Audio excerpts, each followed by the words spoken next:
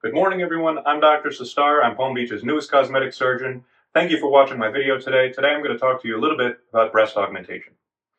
Breast augmentation is placement of a silicone or a saline implant either above or below the muscles of the chest to give the breast an increase in size and volume.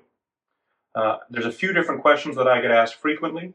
The most common question I get asked is, what's the difference between a saline implant and a silicone implant, and which one should I choose? A silicone implant is a silicone shell filled with a silicone gel that's meant to mimic the natural consistency of breast tissue. A saline implant is a plastic shell filled with salt water, saline.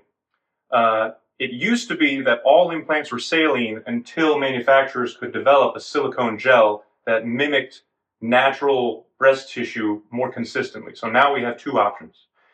Which implant is best for you comes down to a conversation that you have with your surgeon prior to undergoing the procedure. It has a lot to do with personal anatomy, how much breast tissue you already have, what size you're looking to be after surgery, the shape of your breast that you're looking to achieve, the movement of the tissue that you're looking to expect after surgery. It depends on what suits you. That's why it's important for you to have a sit-down conversation with your surgeon to make sure that you're choosing the best option. Another question that I get frequently is, what's the recovery process like following a breast augmentation?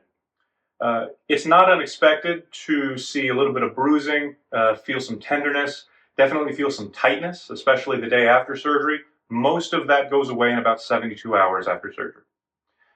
Most people can go back to regular light activity within 1 or 2 weeks, and you can be expected to go back to regular activity, depending what your regular activity is, by about 3 months after surgery. Initially, the implants sit higher on the chest than you expect them to. We do this with the anticipation that the implants are going to fall into a more natural position over the next 3 months once you're done with your surgery. It could be a little bit longer for some women, but most women, the magic number I give them is about 3 months.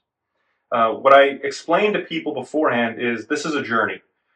The most important day of your journey is the day of your surgery. That's when it starts.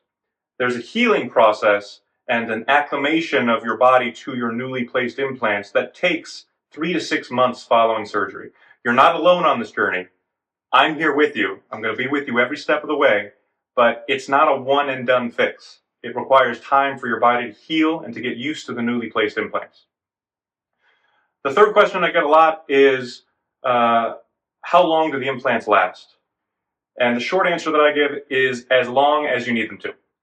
It's not uncommon that women, after a period of time, let's say 10 years, come back and say, something has changed, I want to change myself. My breast has become more saggy, my skin has changed consistency, I want a little bit bigger breast, I'm tired of these big breasts, I want a little bit smaller breast. That warrants an exchange of your implant. But if at 10 years you look up and say, my breasts are perfect, I'm happy with them, I don't need to change a thing, then nothing needs to be changed. You don't need to replace an implant that's functioning exactly the way it's supposed to, just to replace it with an implant that could potentially change your outcome. It's not uncommon that at 10 years, women pursue a different breast surgery, perhaps a lift to correct some of the sagging that tends to happen as we age. But if nothing needs to be changed, you don't need routine replacement of an implant at any time duration. Not everyone is a candidate for surgery, although most people are.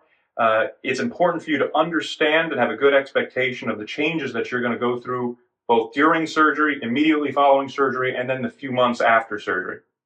It's important that you don't have any medical conditions that preclude you from undergoing surgery. After all, the last thing we want to do as doctors is to take a person who is otherwise healthy beforehand and make them sick with an elective procedure. That's why it's important for you to have a sit-down conversation with me. I can go through your medical history, go through your goals, and tell you exactly what I can do to achieve the look that you're going for. Check below for our special offers. I invite you to come in, schedule a consult with me. Normally they're $200. I'm giving you them for free now. I'm happy to meet you, and I look forward to meeting you in person. Thank you.